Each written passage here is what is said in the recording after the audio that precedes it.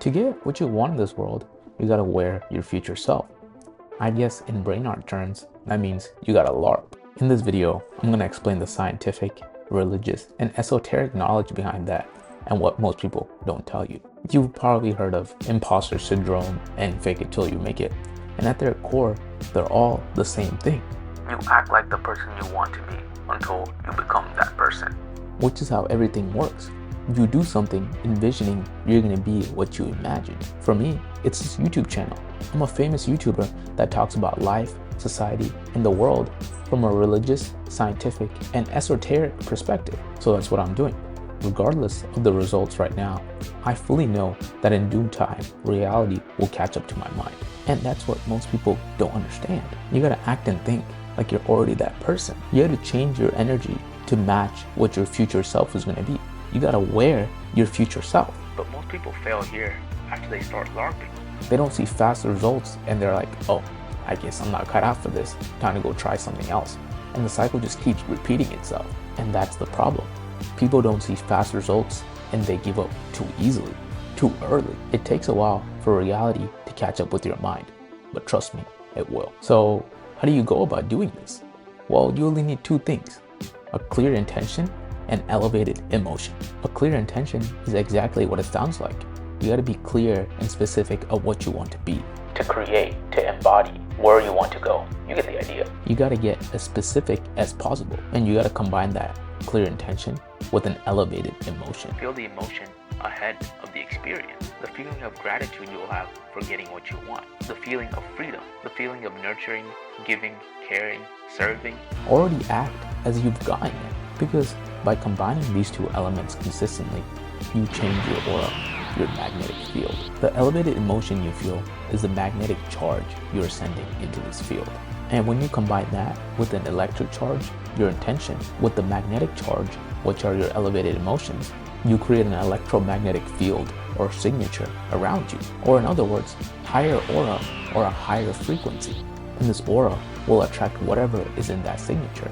So if you did this correctly, you'll be able to experience the experiences your future self will experience. Or in other words, you'll be able to attract the experiences of the future self you envisioned through your elevated emotions and clear intention. One example I can give you is working out. When you first start working out, you have no clue of what you're doing, but you still do it though. You copy other fit people, other fitness influencers of what their workouts are and just copy them. You basically LARP, or change your electromagnetic signature. You envision the body you want to have and how you feel after getting it. And as you continue to work out, you'll obtain experiences that your new electromagnetic signature will attract.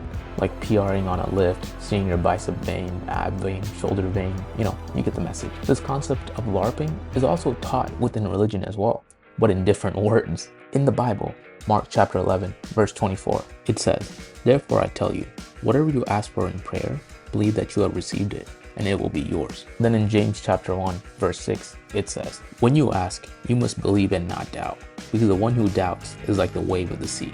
And then in 1 John chapter 5, verse 14, it says, "This is the confidence we have in approaching God, that if we ask anything according to his will, he hears us." Even in the Bhagavad Gita, it says it in chapter 17, verse 3, I believe. A person is made of their fate. Whatever their faith is, that is what they become.